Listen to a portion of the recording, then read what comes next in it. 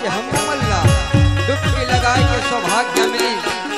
तू यहाँ के करुणामय ममतामय माता कौशल्या के कई के समान यहाँ के महतारी मन, राजा दशरथ के समान हमन पिताजी मन, युवा भाई मेरे राम लखन भरत शत्रुघ्न कर एक ही होती अपन अपन जगह में जैसन जैसन करैया। लव उसके समान हम छोटे छोटे भाई मन अपन खूनियों पसीना के कमाई का दान के रूप में देवैया। जम्मो दान दाता गणना ये मन के आयोजन करैया, समस्त आयोजन समिति का सबके मल्ला हंसाने वाला, सबके मल्ला गुदगुदाने वाला हमारे गुरुदेव संचालक महोदय जिला गुरुदेव जी नायक अल्लाह। जय मां शीतला संगम राम धुनी के अबोध ज्ञानी लई कमल के ढहले सादर प्रणाम है, स्वीकार करो स्वीकार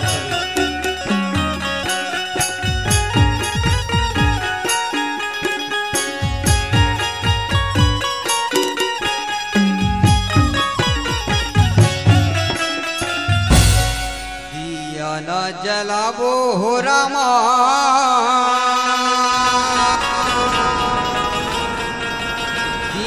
ना जलावो हो राम, सरस्वती मैया के रामा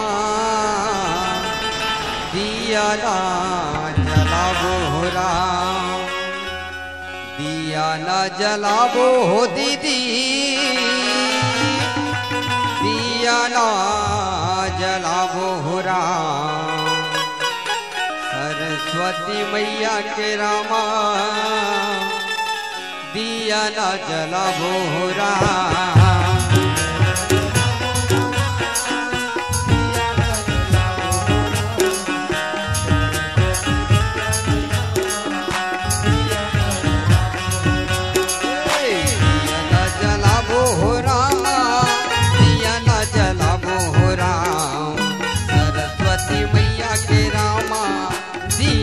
जलावो हो राम,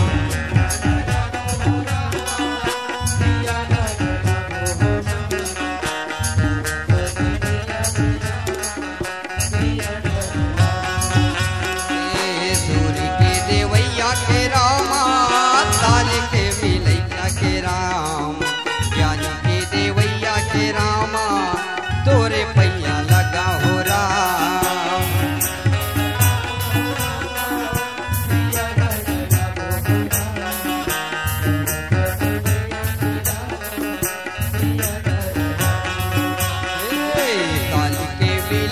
के राम वीणा के बजैया के राम, सूरी के देवैया के रामा, तोरे भैया लगा हो राम।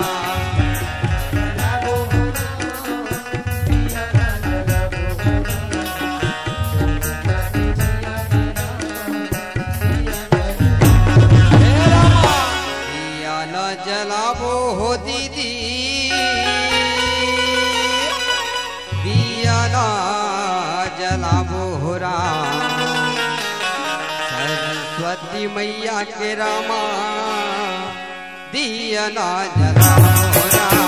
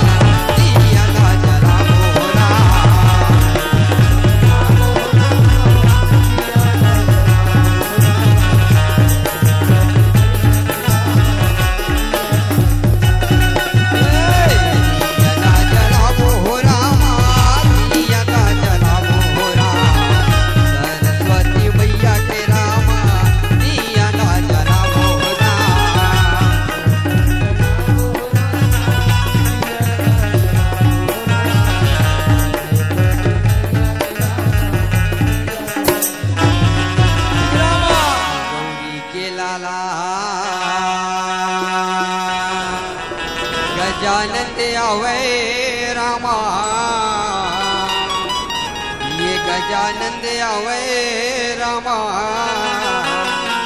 ये गजानंद आवे रामा।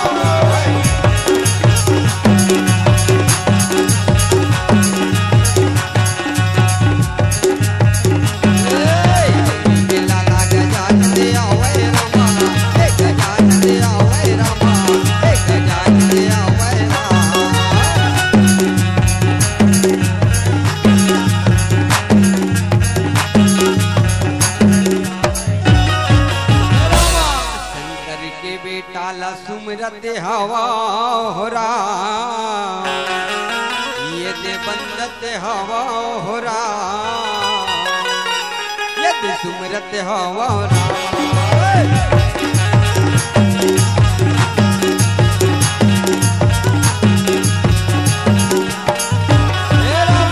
गौरी के लाला गजानंद आवे हो राम, गजानंद आवे हो राम, ये गजानंद आवे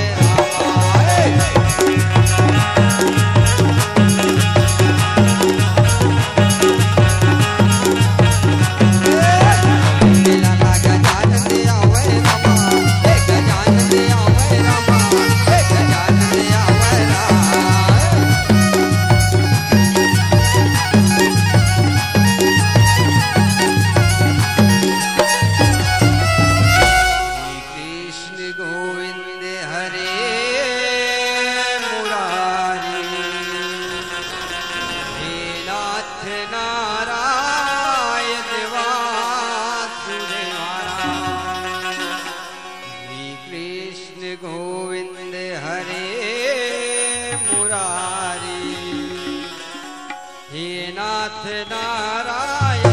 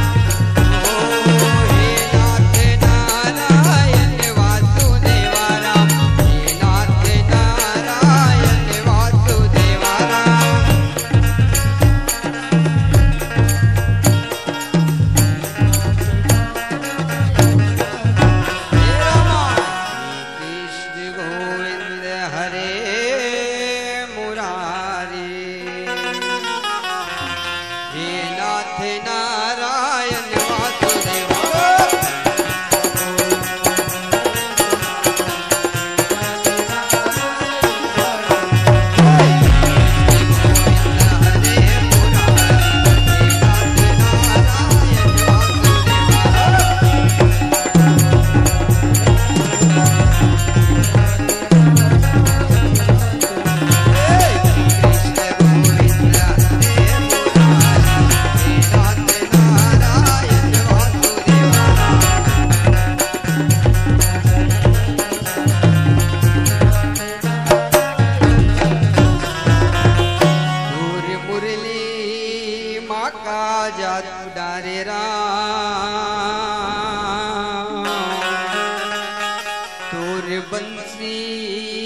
माता जादू डारे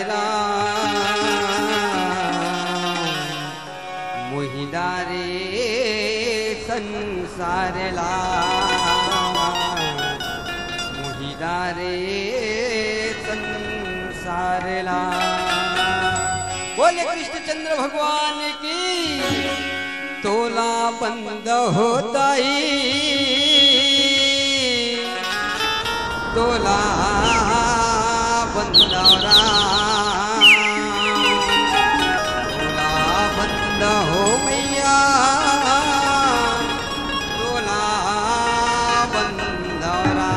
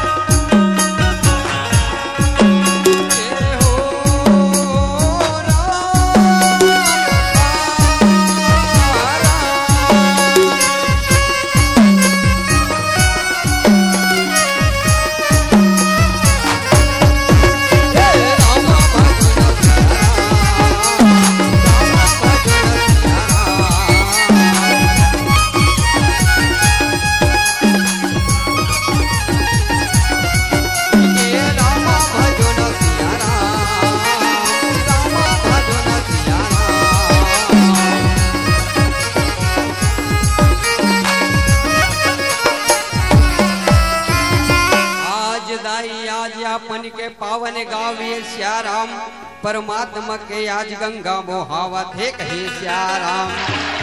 राम रूपी गंगा में दाई हो आज हम मन सिया राम, आज डुबकी लगाए बरियाहन कहे सिया राम। ऐसन पावन भुइया में दाई आज परमात्मा के मेला लगे सिया राम, उही मेला में आज हम मंदरस पा लेते कहे सिया राम।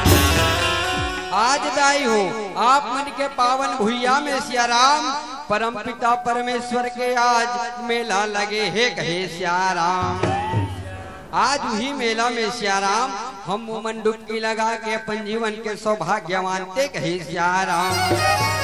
आओ दाई हो आप मन में का कथा बताऊं सिया राम, जेन कथा लय आप मन जानत हो सुनत हो पढ़त हो गुनत हो, वही कथा लय आप मन के बीच में परोसे के प्रयास करबो कहे सिया राम। ना तो मोर कर गला है न एकल है न कला है सिया राम, औ मैं आप मल्ला का कथा बता सकतो कहे सिया राम। ऐसन पावन भुइया के दाई हो औ आप मन के याद दर्शन पाके सौभाग्य होगे कहे सिया राम। आज मेला है भराए चलो जी हरि के द्वार मां। आज ऐसे दाई हो आज आप मन के पावन भुइया में परमात्मा के मेला लगे है कहे सिया राम। आज मेला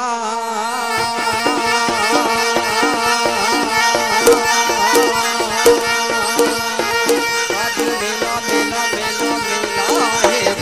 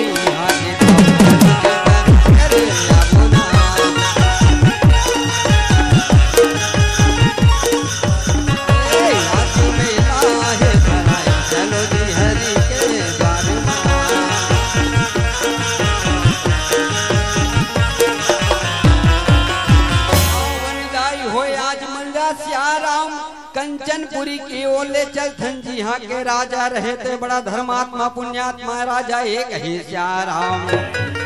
आज दाई हो राजा रहे थे अपन नगर वासी लाय आनंद मंगल सिया राम, आज खुशी रखा थे कहे सिया राम। राजा रहे थे दाई हो बड़ा दयालु राजा ये सिया राम, जैन राजा के या दो पुत्र होते कहे सिया राम। कर बड़े पुत्र के विजयपाल और छोटे के जयपाल ये कहे सिया राम। राजा सतपाल रहे थे दाई हो, आज अपन दोनों पुत्र ला छोटे ले बड़े कर रही थे कहे सिया राम। आज उकर धर्म पत्नी रहे थे, दोनों पुत्र ला जन्म ले के आज सुघर स्वर्गवास हो जाते कहे सिया राम।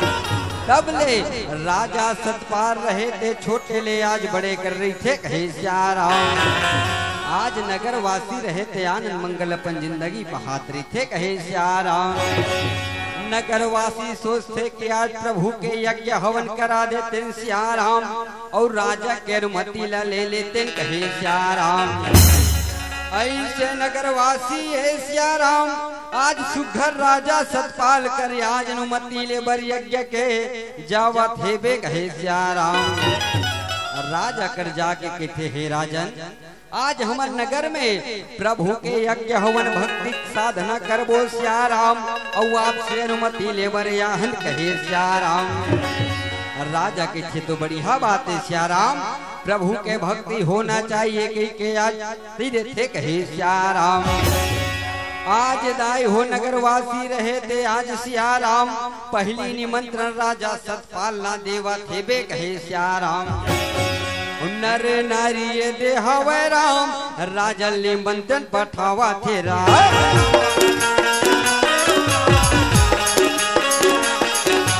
नर नारी दे हवे हो राम राजा निमंत्रण पठावा थे राम। जैसे पावन ऐसे पावन यहाँ के धाम चलो जी दर्श करे आबो राम।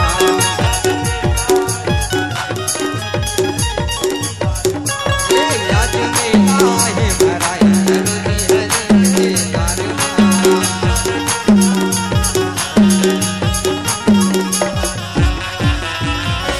आज ऐसे सियाराम यज्ञ हवन नगरवासी कहे आज ऋषि मुनि लबला के करवावा थे बे कहे सियाराम। राजा सतपाल रहे थे अपन दोनों पुत्र लेके सियाराम आज सुघर यज्ञ हवन में नगरवासी कर पहुंचत हेबे कहे सियाराम। प्रभु के आस्था में डूबे नगरवासी ये सियाराम आज ऋषि मुनि रहे थे यज्ञ हवन में बैठे है कहे सियाराम। प्रभु के भक्ति में आज कंचनपुरी रहे थे अयोध्या बरोबर लागा थे बे कहे सियाराम। जी हाँ प्रभु के दरबार लगे हैं आज मेला लगे है कहे सियाराम।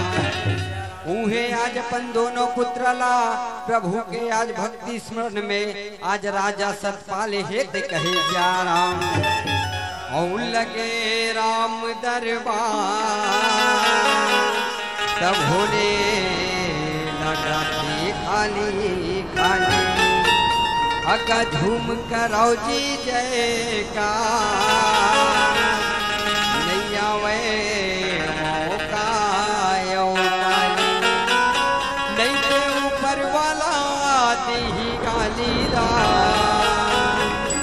दे ताली दीदी दे ताली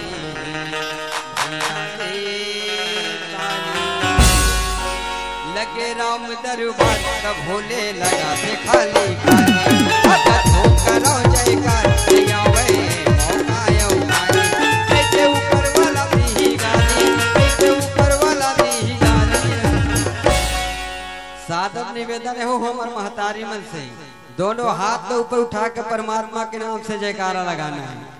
बोले राज रामचंद्र की बोले राज रामचंद्र की जय ताली दीदी दे ताली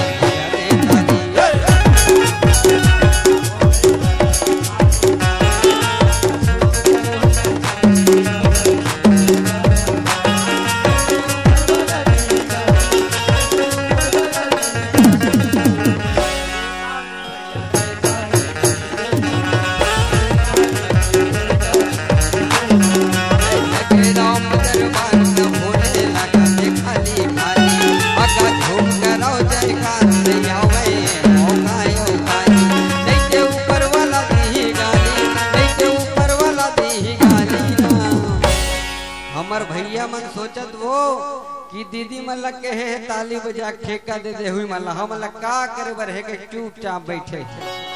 तो भैया मन से तको निवेदन है दोनों हाथ तो को उठा के जयकारा ताली के बोले राज रामचंद्र की बोले राज रामचंद्र की बोले पावन धरा धाम बख्तरा की। हाथ पिरात है तो इसे ला नीचे चाजी थे मैं देखना चाहता हूँ कि काकर काकर दूठन हाथ है जेकर नहीं है कोई बात नहीं जेकर दूठन हाथ है तेकर भगवान दूठन हाथ सब लदे है जेकर नहीं दे तेकर कोई बोल काकर काकर दूठन हाथ सबो जन के है ना। तो 7 ताली के दे ताली दीदी दे ताली भैया दे ताली दीदी दे ताली भैया दे ताली। दीदी मन का हाथ पीठ ला थप थपावा दे ताली की दोनों हाथ तो ऊपर उठा के ताली के साथ जयकारा बोलिए श्यावर रामचंद्र की। दे ताली दीदी दे ताली भैया दे ताली।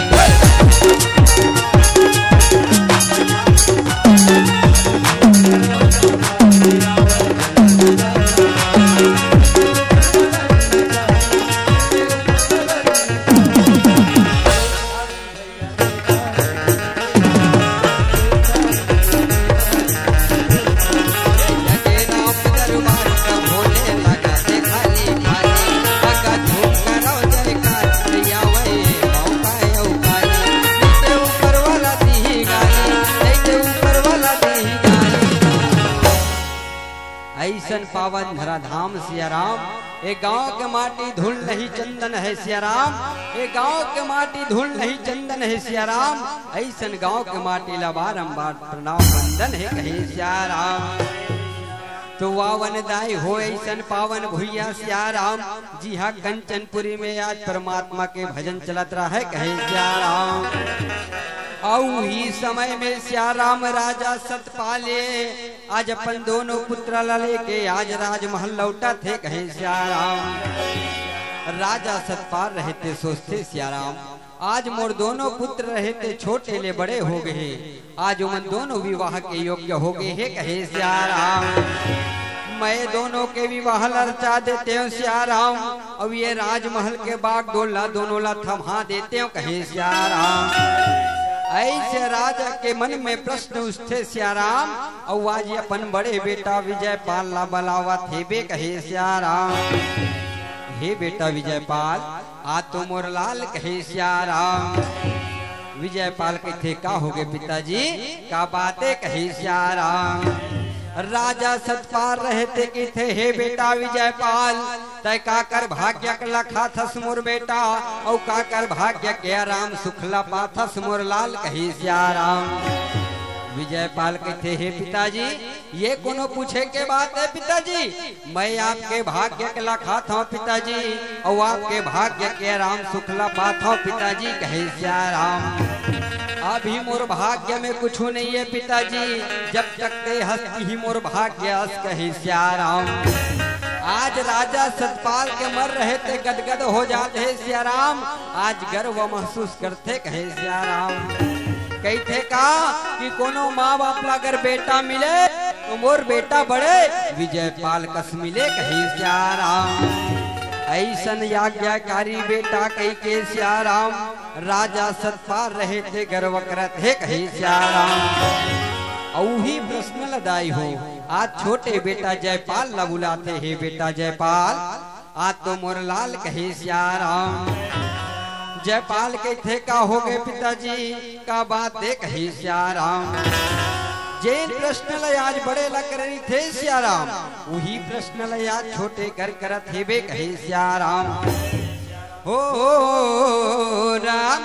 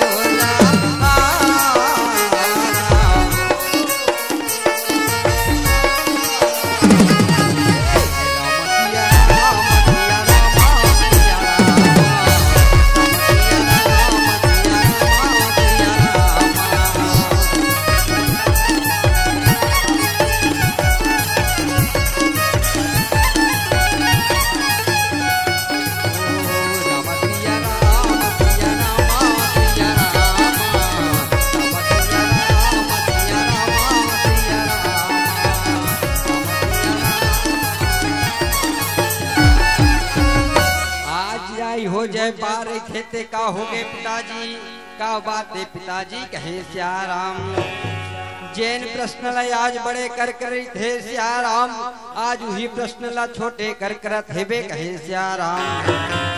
हे बेटा जयपाल तय काकर भाग्य लखा थस मोर लाल, और काकर भाग्य के राम सुखला पाथस मोर बेटा कहे सियाराम। जयपाल कहते हे पिताजी मैं एक क्षत्रिय राजा के बेटा या पिताजी, और क्षत्रिय राजा के बेटा कभू झूठ नहीं बोले पिताजी कहे सियाराम। मैं एक क्षत्रिय राजा के बेटा या सियाराम, और क्या बात कड़वा होते पिताजी कहे सियाराम। हे पिताजी मैं मोर भाग्य के लखा था पिताजी, और मोर भाग्य के राम सुखला पाथो कहे सियाराम। जैसे बात सुने सियाराम आज राजा सतपार रहे थे, गुस्सा के मारे आग बबूल हो जाते कहे सियाराम। अरे आज तो दुर्भाग्य पे घमंड हो गए कि आज से अपन भाग्य लखा था सब अपन भाग्य के राम शुक्ला पाथस कहे सियाराम। बेटा अभी भी समय है मुरलाल, मैं तोरे भविष्य बर बोला था कहे सियाराम। जयपाल के थे नहीं पिताजी सत्य बात कड़वा होते पिताजी, मैं क्षत्रिय राजा के बेटा आया और क्षत्रिय राजा का भू झूठ नहीं बोले पिताजी कहे सियाराम। बारंबार दाई हो राजा सतपाल समझाते सियाराम, राजकुमार जयपाल रहे थे बात मानबे नहीं करे कहे सियाराम। राजा सोचते आज मोर बेटा के विवाह के बारे में सोचे सियाराम, आज मैं ये मूर्ख मोर बालक मोर बेटा के मैं विवाह लग करा ही देखो कहे सियाराम। आज दूत में लबलाते है दूत इतिया तो कहे सियाराम। दूत मरिया के प्रणाम राजा सियाराम, आज बोला थे का बात है राजन कहे सियाराम। राजा के थे ये मूर्ख मार कर ऐसे कन्या ढूंढ के लावे, जे दोनों पैर से लंगड़ी या दोनों आंख से अंधी रहे कहे सियाराम। राजा के बात सुने दाई भाई दूत मर रहे कि सोचते अक्का बड़े राजमहल के राजकुमार, और राजा रहे थे कैसे कन्या ढूंढे वर कहा थे कहे सियाराम। दूत मन का करे भैया राजा के बात के आज्ञा के पालन करत हेबे कहे सियाराम।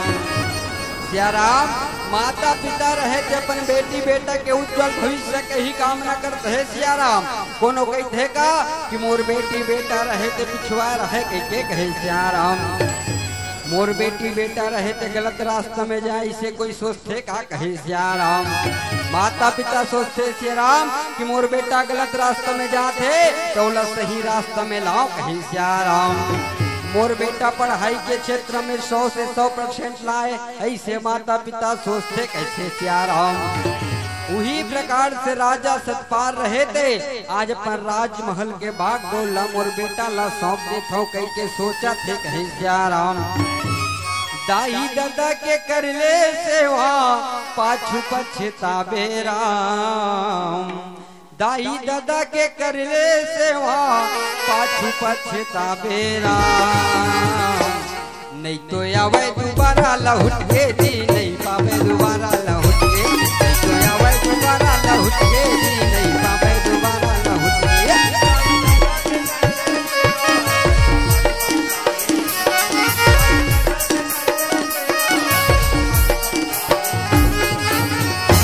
तो आवे दोबारा लौट के जी नहीं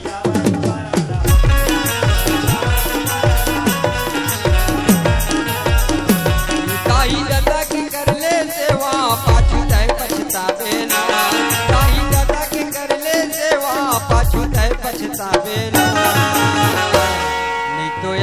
दोबारा लौट के जी नहीं पावे दोबारा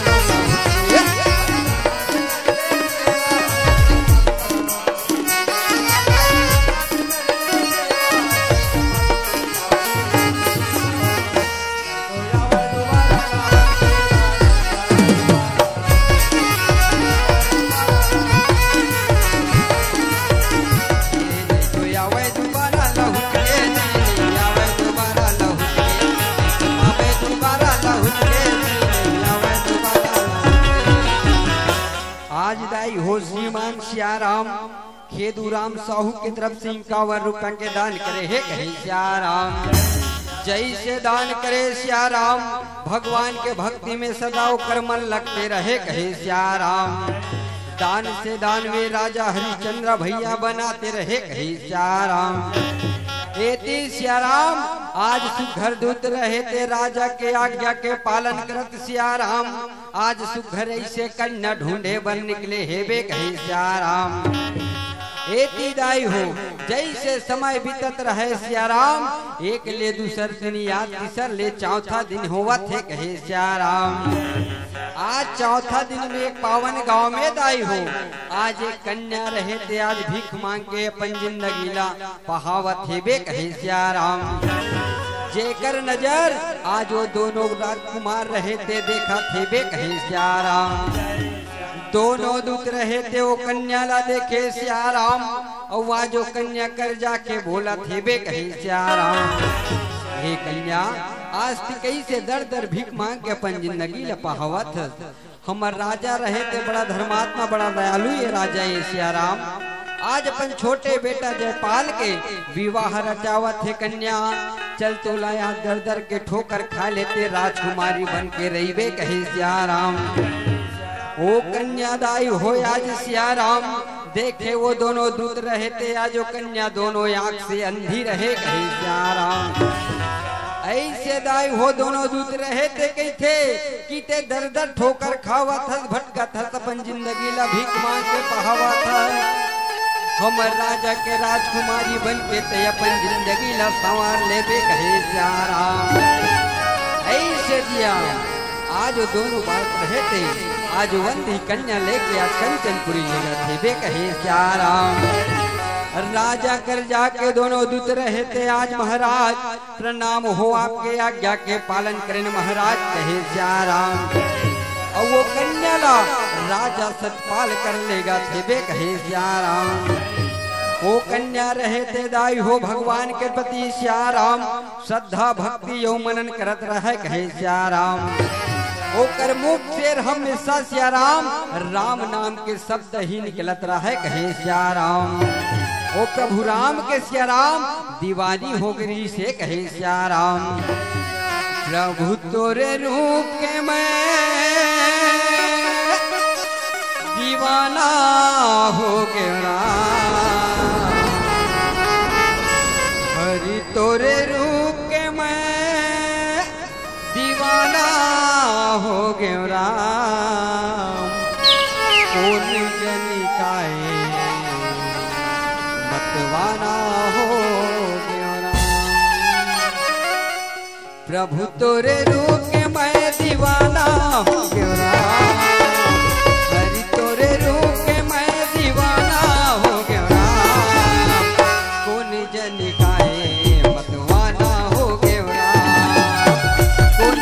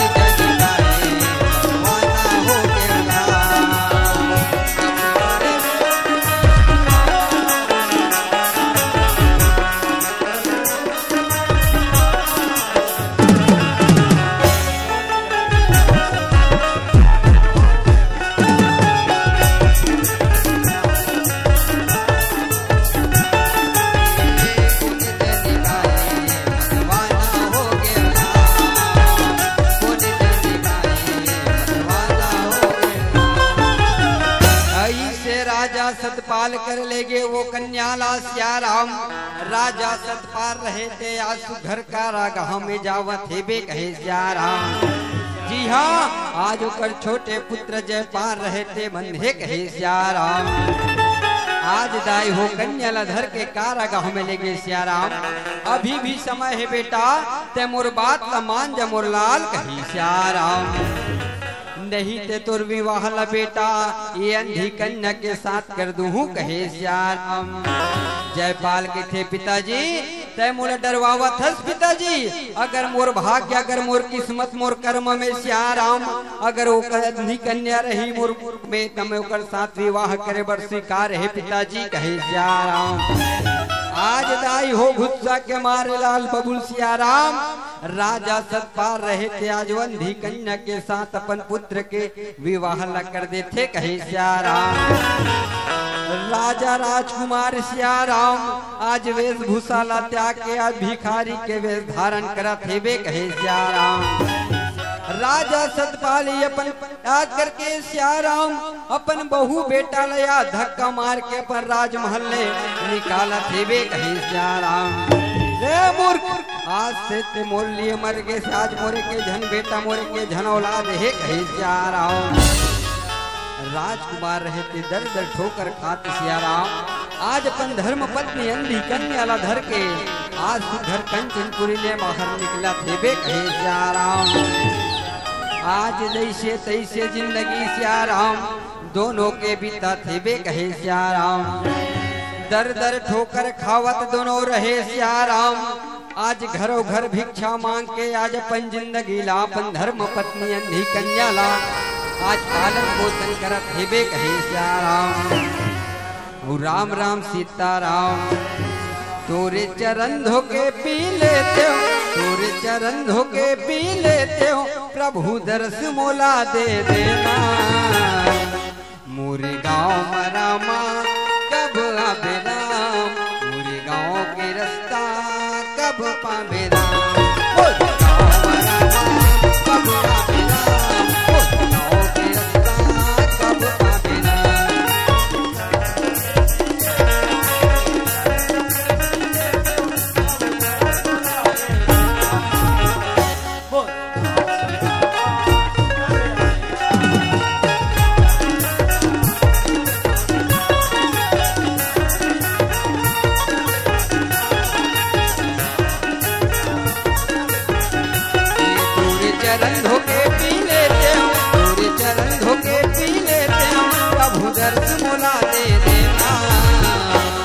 मोरे गाँव मनामा कब आबे राम, मोरे गाँव के रास्ता कब पाबे राम। मोरे गाँव मनामा कब आबे राम, मोरे गाँव के रास्ता कब पाबे राम।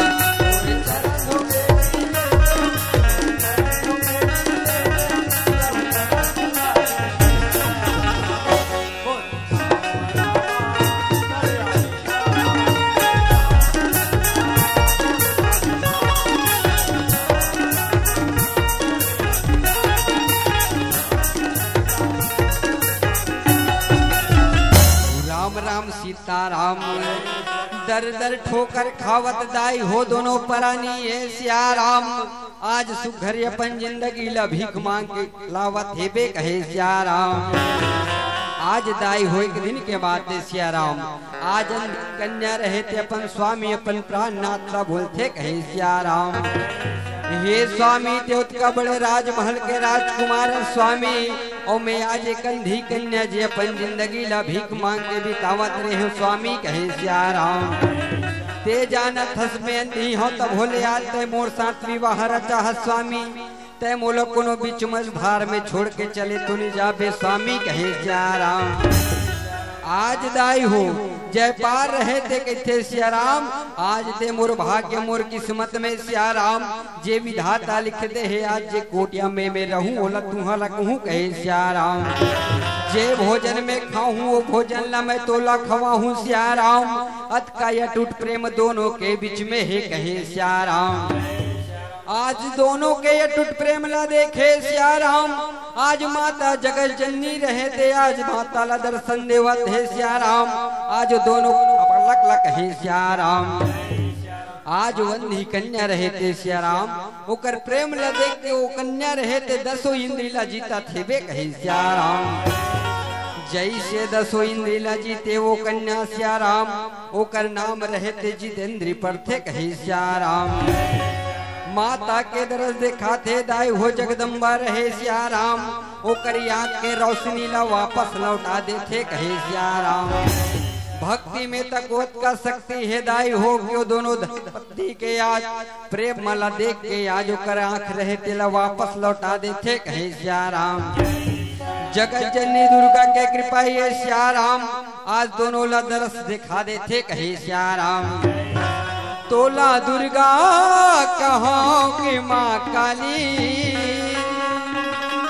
चारों धाम मतोर है पुजारी वो माता रानी। काम जगह तोला दर्शन दे माता, काम जगह तोला दर्शन दे माँ। तोला दुर्गा कहाँ की माँ काली, चारों धाम मतोर है पुजारी माता। काम जगह तोला दर्शन दे माता, काम जगह तोला दर्शन दे माता, काम जगह तोला दर्शन दे माता, काम जगह तोला दर्शन दे।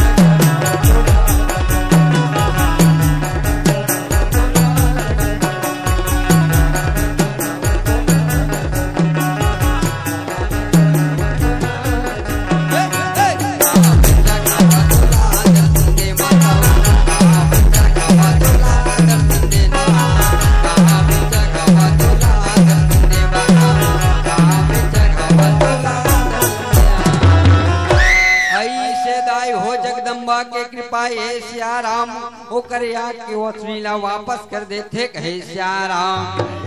दोनों रहे थे आज श्याराम दूसर राज्य, आज भिख मांग के अपन जिंदगी ला बितावत थे बे कहे श्याराम।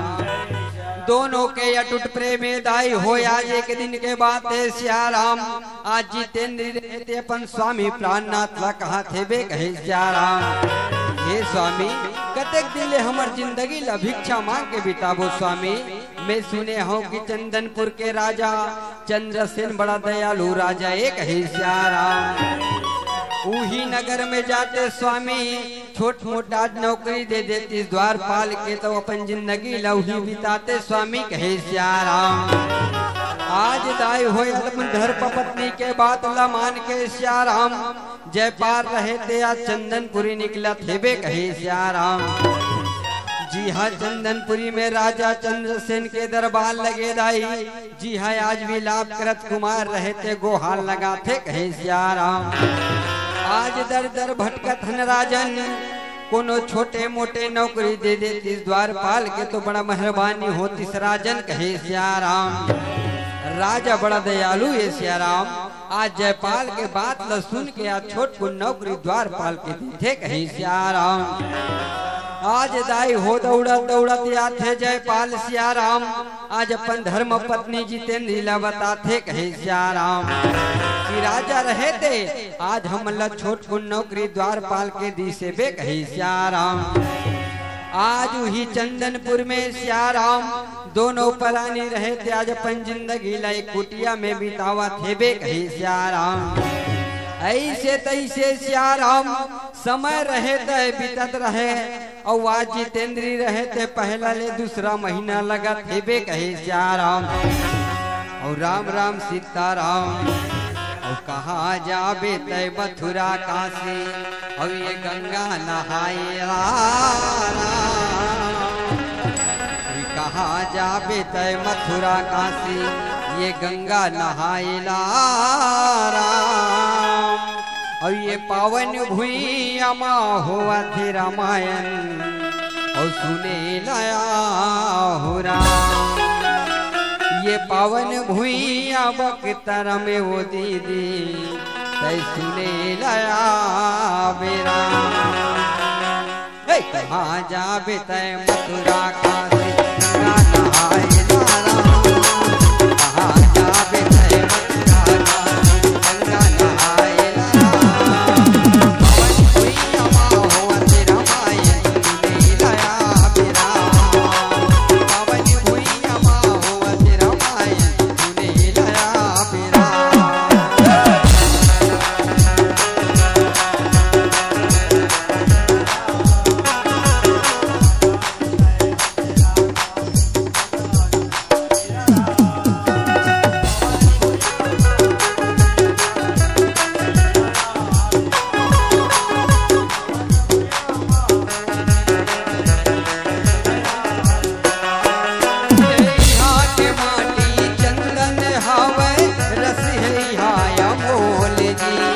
राम नाम एक ऐसे धारा करके साधु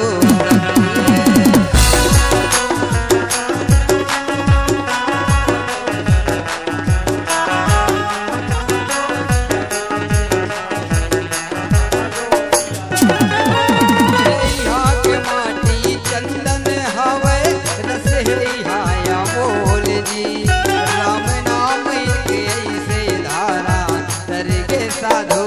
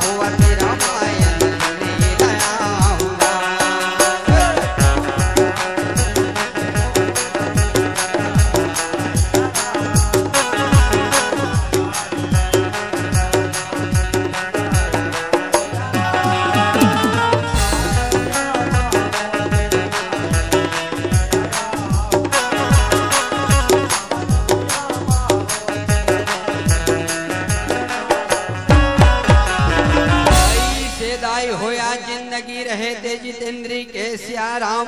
आज तीसरा ले चौथा आज पांचवा महीना लगत हेबे कहे सियाराम। पांचवा ले छठवा सियाराम। सातवा आठवा नौवा महीना लगे हे कहे सियाराम। आज दाई हो खुशी के माहौल रहे सियाराम। जे माया जितेंद्री रहे ते बालक भगवान ला जन्म देते कहे सियाराम। राजा चंद्रसेन रहे थे गदगद हुआ थे। आज राजमहल में फटाका ऊपर फटाका फुड़वावा थे कहे सियाराम। आज दाई हूँ नगरवासी में हाका परवा थे सियाराम कि आज जन्मोत्सव के कार्यक्रम चंदनपुर में लगे हेबे कहे सियाराम। ऐसे दाई हो आज खुशी के माहौल है सियाराम। आज चंदनपुर के नगरवासी रहे थे आज बालक भगवान के जन्मोत्सव मनावत हेबे कहे सियाराम। राम राम सीताराम। कौने घड़ी राम मोर कौने घड़ी लक्ष्मण कौने घड़ी लक्ष्मण हो ललना कौने घड़ी मारा भगवान चारों में हर दो हर दो हर ये सुबह घड़ी राम मोर सुबह घड़ी लक्ष्मण सुबह घड़ी लक्ष्मण हो ललना सुबह घड़ी मारा भगवान चारों में हर दो हर चारों में हर दो हर हो ये कौने माँ के राम मोर कौने माँ के लक्ष्मण कौने माँ के लक्ष्मण हो ललना कौने माँ के भरा भगवान चारों में हर दो हर चारों में हर दो हर हो ये कौने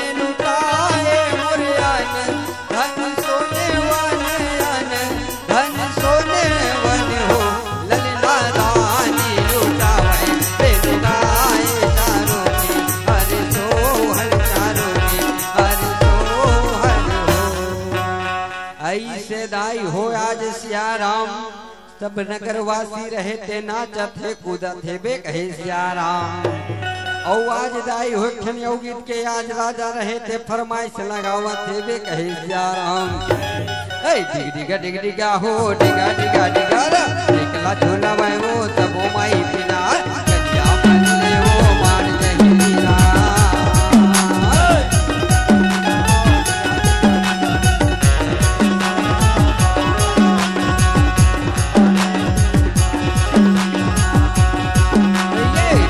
डिग डिगा हो डिगा डिगा डिगा निकला झोला मैं वो सब माई पिना कन्या मन ले वो मार जहीरा।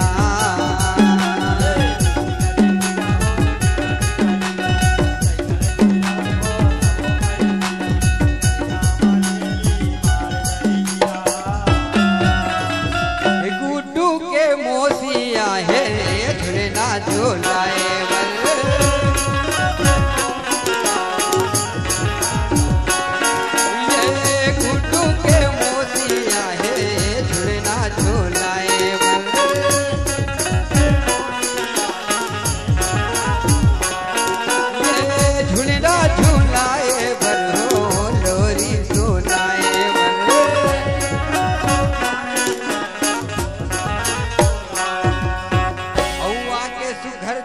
झूला दी राम। औवा के 2-4 रुपया मालक भगवान ला धरा दी राम। डिग डिगा हो डिगा डिगा डिगा निकला झूला भाई वो सब माई पिता ले ले वो मार जहीरा।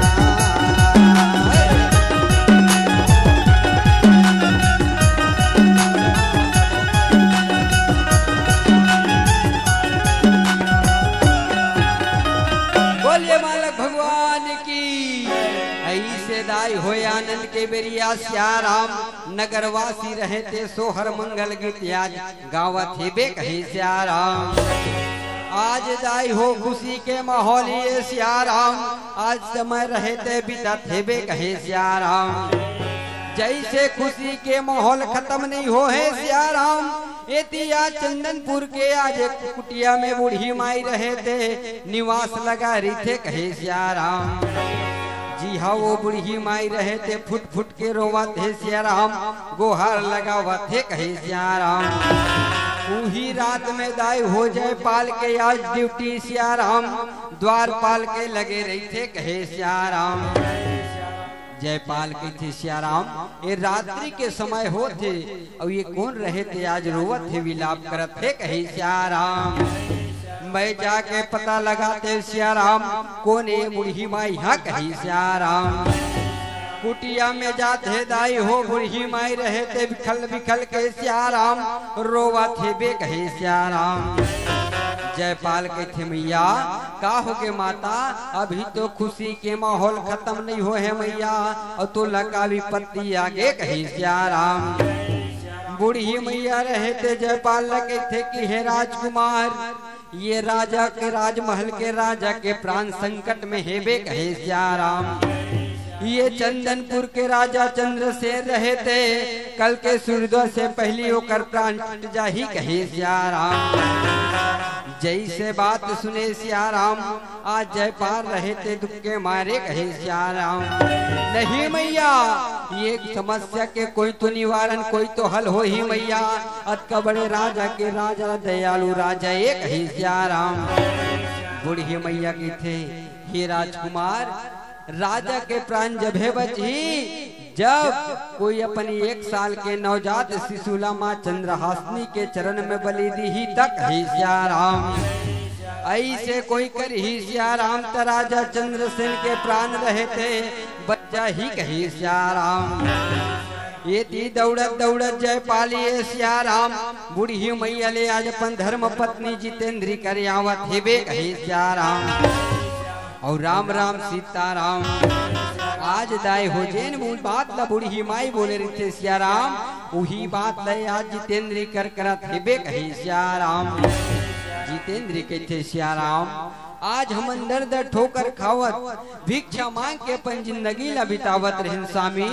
ऐसा राजा के प्राण रहे थे संकट में हे बे कहे सिया राम। अत का बड़े राज्य के सिया राम चंदनपुर के राजा जे आज नगरवासी रहे राज्य लसावत हेबे कहे सिया राम। अगर वही नहीं रही तो ये चंदनपुर के का हो ही स्वामी, ये नगरवासी के का हो ही कहे सिया राम। बड़ा धर्मात्मा राजा ये सिया राम, जे दर दर भटकत रहे तिला आज अपन पनाह करी आज अपन छोटे से हमला कुटिया दे के कहे सिया राम। ऐसे दोनों प्राणी रहते सोचे सिया राम, और आज अपने 1 साल के नवजात शिशुला आज बलि चढ़ाए बर राजा के प्राण ला बचाए बर कही सिया राम। आज दाई हो जयपाल रहे थे अपने पुत्र लेके सिया राम, सीने में आज पत्थर लग के आज माता चंद्रहासिनी के मंदिर में जाते कही सिया राम। और राम राम सीताराम। आज राजकुमार जयपाल ये सिया राम माता के मंदिर में जाके आज माता के चरण में पड़े हेबे कहे सिया राम। और झूम झूम के गालो भैया, और झूम झूम के गालो राम। हरि के भजन लायो मनमा बसालो राम। प्रभु के भजन लायो मनमा बसालो राम। हे झूम झूम के गालो भैया, झूम झूम के गालो राम। हरि के भजन लायो मनमा बसालो राम। प्रभु के भजन लायो मनला बसालो।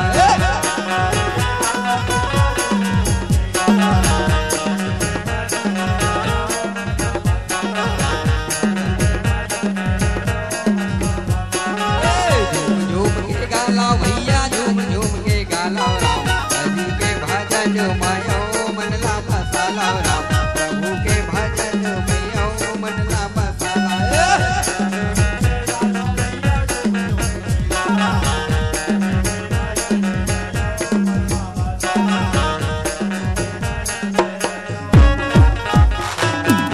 ऐसे सिया राम आज अपने पुत्र ला सीने में पत्थर रख के दाई हो, आज यार माता के चरण में अपने पुत्र ला बलि देवा थेबे कहे सिया राम।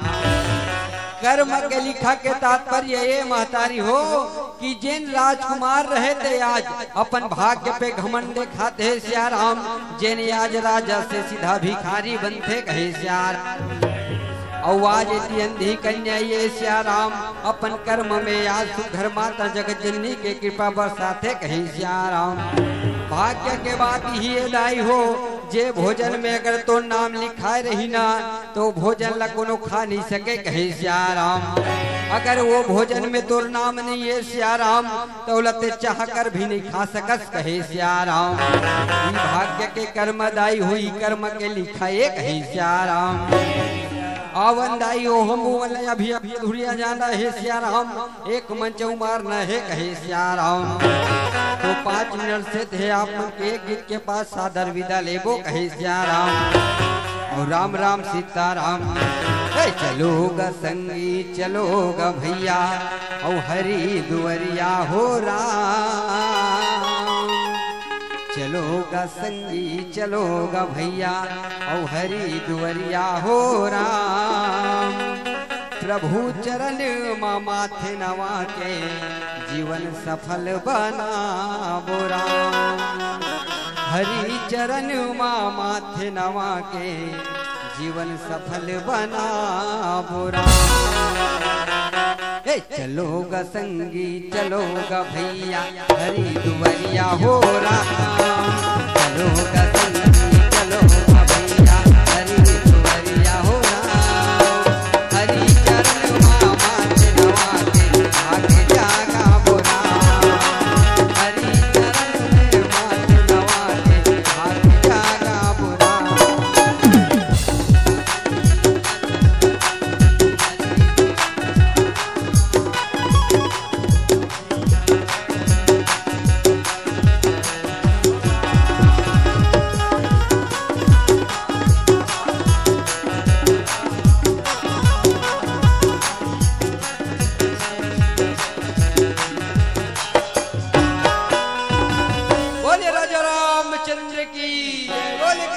भगवान की बोले पावन धराधाम बत्रा की जय। बेस बोलो श्यावर रामचंद्र की। मंचस्थ मंडली जय मां शीतला रामधुनी मंडली विरोधा अवनपुर। बहुत ही सुंदर प्रस्तुति, भाव विभोर कर दिया। बहुत ही अच्छी प्रस्तुति रही। आपकी गायन, वादन तथा अभिनय एवं वाचन बहुत ही अच्छा रहा। मन करता था कि आपको सुनता ही रहे, किंतु धर्ममंच की मर्यादा से आप भी बंधे हैं और हम भी। तो ये लाल बत्ती हमें विदाई की ओर संकेत करती है। अतः आपसे हमें विदा लेना है। विदा लेने के लिए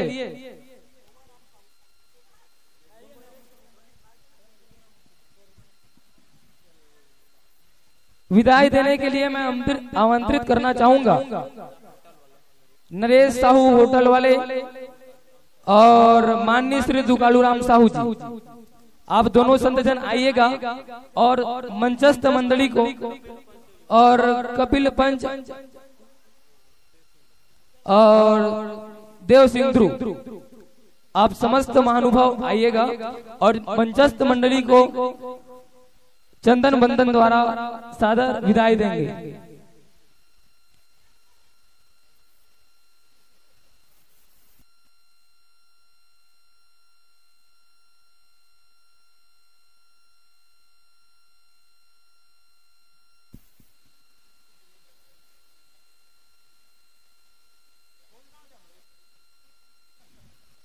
अंत में बस इतना ही कहना चाहूंगा कि हट जाए अंधेरा तो प्रभात होगी, हट जाए अंधेरा तो प्रभात होगी। जिंदगी के मोड़ पर नई शुरुआत होगी। कौन चाहता है राम भक्तों से विदा लेना? कौन चाहता है आप जैसे राम भक्तों से विदा लेना? गत वर्त मन सज जाए तो फिर मुलाकात होगी, फिर मुलाकात होगी। जोरदार तालियों के साथ मंचस्थ मंडली की विदाई